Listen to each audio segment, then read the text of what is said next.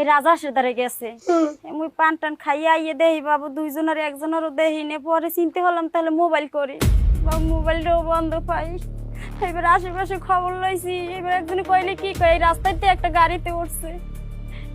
এই হইছে বাবা এগুলো কি কইলেন চাচি আম্মা আমি হারা বছর বইয়ে তালাক লইলাম মানে যে আশায় আরে এখন মনে করেন এগুলো কি বলতে আছেন আপনি বাবা যা কইছি সত্য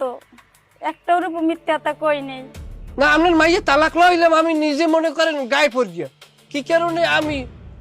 বিয়ে করবো হয়ে লাগিয়া আমি নিজেই বাবু টাসকি খেয়ে গেছি এখন যাই হোক যাওয়ানোর কাম হয়ে গেছে কিচ্ছু হয় নাই, এখন হইবে। কি হইবে কি হইবে? এই বেড়ার সাক্ষী রেখে আমি একটা খোলা তালাক দেবো। কি আর খোলা তালাক দেবে তোরে 1 তালাক 2 তালাক 3 তালাক 5 তালাক 7 তালাক, যা আমার বাড়িতে নাম নাম বাড়িতে যা। তুমি এটা কি করলা বলত পাইছো না, বলত রাখতে চাইলি খালি রাজা সাহেব বাইরের বাড়ি যাই এবার রাজা সাহেব নাম বাড়িতে নাম। উপযুক্ত কাজ করছেন উপযুক্ত কাজ করছেন কাকু হড়া মিয়া এই চপ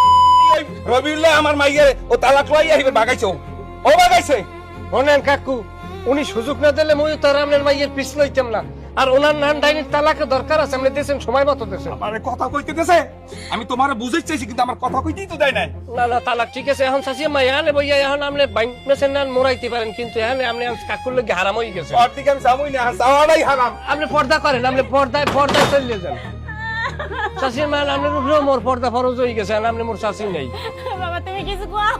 মোর পর্দা ফরজ বাবা বাবা